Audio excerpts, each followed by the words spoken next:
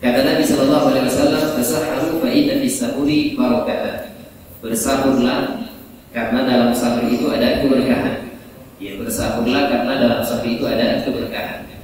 Jamaah yang dimuliakan oleh Allah, sebagian kaum muslimin ada kondisi yang mereka tidak mau sahur. Kenapa? Karena bisa jadi kekenyangan. Jadi pas buka puasa banyak sekali dia makan. Ya, ketika bangun subuh, wah sudah masih kenyang, sehingga mereka tidak mau bersahur. Maka ini menyelisih sunnah yang pertama. Ya. Jadi penyelisihan sunnah yang pertama tidak sahur. Padahal Nabi mengatakan sahurlah karena sahur itu ada keberkahan di dalamnya.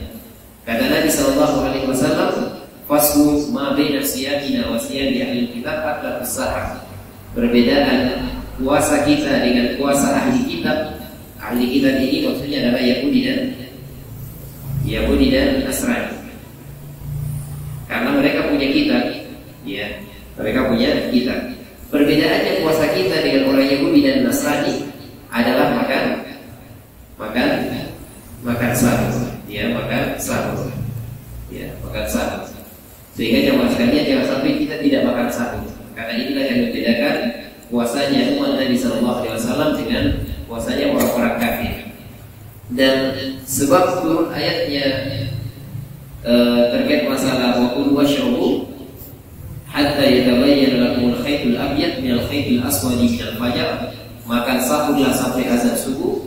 Sebabnya jamaah sekalian, ketika Nabi hijrah dari Makkah menuju Madinah, maka Nabi SAW masih mengikuti cara beragama sebagian orang-orang Yahudi dan Nasrani. Sebagaimana arah kiblat dulu, arah kiblat kemana dulu?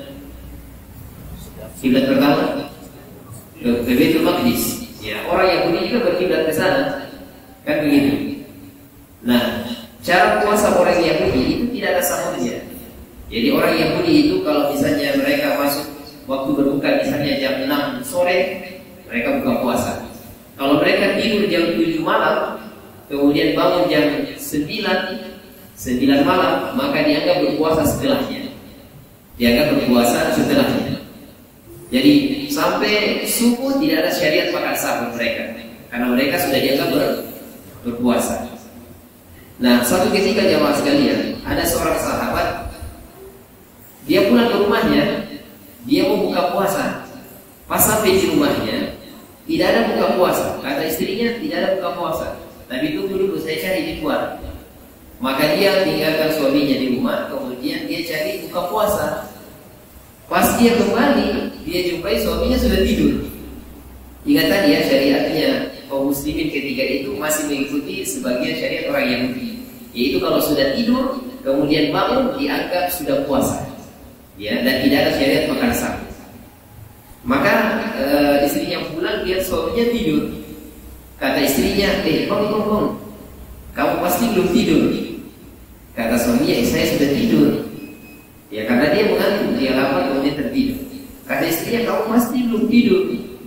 Kata suaminya, saya sudah tidur. Harapan si istrinya ini agar suaminya bilang saya belum tidur, agar dia bisa makan, dia bisa minum, dia bisa berhubungan suami istri. Tapi ternyata dia sudah tidur. Kata istrinya, sudah kamu silakan, sudah. Kamu tidak bisa makan, tidak bisa minum, ya, dan kamu harus puasa. Dan itu malam. Subuh harinya tidak ada syariat makan sahur.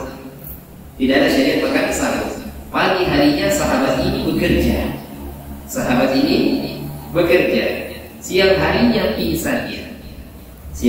dia pingsan. Kenapa? Karena tidak ada makanan, tidak ada minuman yang dia makan, dan tidak ada syariat makan sahur ketika itu. Maka sampailah peristiwa ini kepada Nabi SAW, dan turunlah ayat yang tadi kita baca. Wa kulu washrabu hatta yatabayyana lakumul khaytul abyad minal khaytil aswadi minal fajr. Makan sahurlah sampai azan subuh, ya.